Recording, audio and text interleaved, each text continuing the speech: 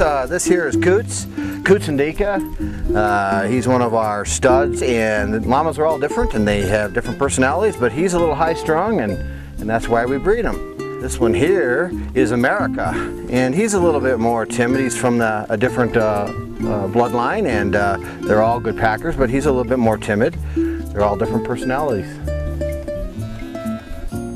Popular llama legend states that the camel species was spawned right here in the Rocky Mountains, before spreading around the world to become llamas, camels, and alpacas. So now we return to the roots of the gene, yielding our spirits to these amazing creatures so that they may help us, modern man, reconnect with the natural world. Leaving the desert floor of the Wyoming sage below us, we pass a small family of mountain goats in the foothills of the Wind River Range. As we progress higher and higher, we witness the harshness of Wyoming's blistering winters and dry summers, which have twisted the trees. Our diligent friends follow us like tall, loyal dogs as we press toward the 10,000-foot timberline.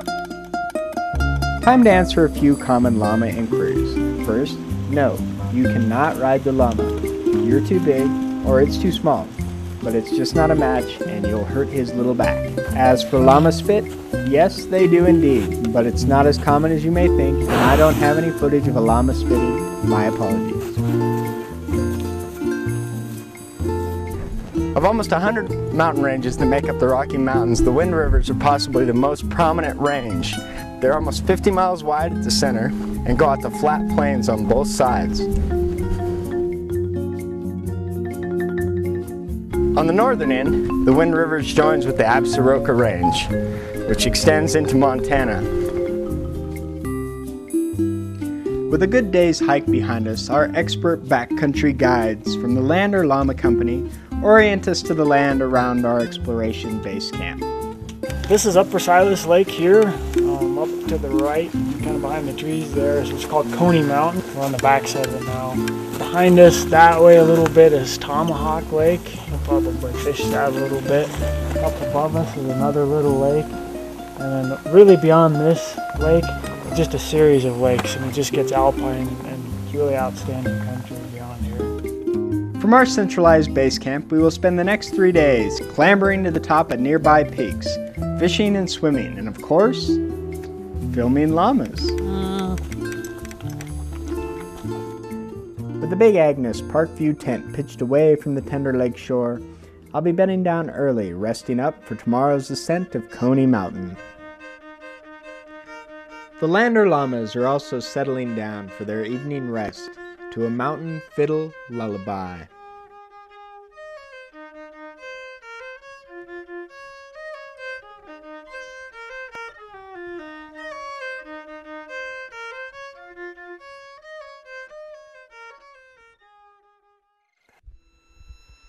Welcome back to day 2 of filming the Rockies, Llamas at Latitudes. Yesterday we trekked into the Poposia region of the Wind River Range, where we camped among a half-dozen mountain lakes. Today's venture, to ascend Coney Mountain on the opposite side of Upper Silas Lake and survey the valley. Using the crystal clear creek to orient our path to the lake, we pick our way through the valley, llamas trailing behind. Llamas make excellent pack animals for several reasons. One is that they don't require water for several days, and they require a low-protein diet, so they do well on mountain grasses.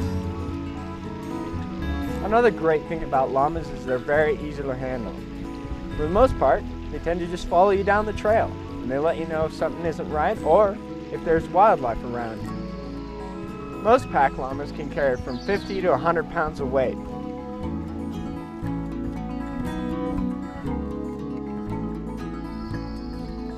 Llamas are very sure-footed animals.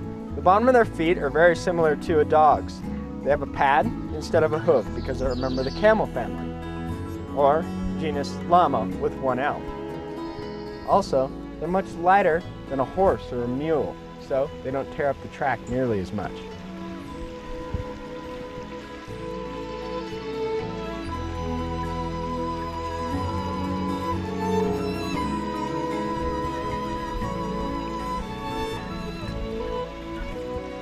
When you decide to go into the backcountry with llamas, you have two choices.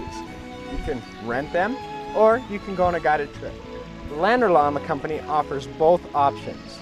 If you choose to rent llamas to go out on your own trip, it's pretty easy. You just go through a simple training course before you head out.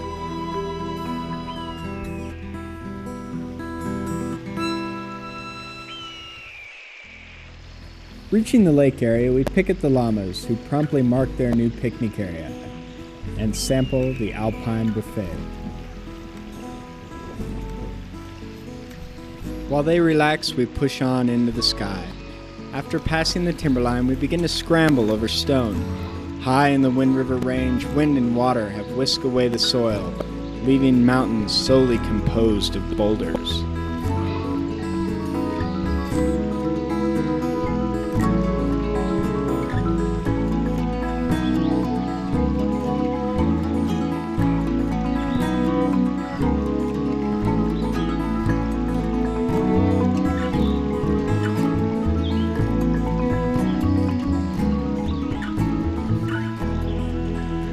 Descending from the mountain, we find our four-legged friends, peacefully grazing on the Rocky Mountain grasses, just as their ancestors did. Having let the tranquility of the wilderness wash away the stresses of our daily lives, we casually saunter toward camp, exploring along the way.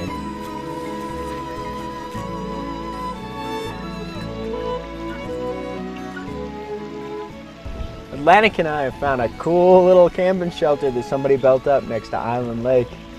I don't know that it'd be very waterproof though. But he seems to like it. Nice and cool.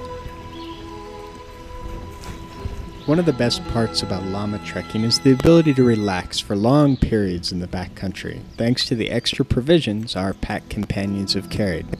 And we spend the next day fishing, grazing, fiddling, eating decadent camp meals, thanks to our Lander Llama guides. And did I mention fishing?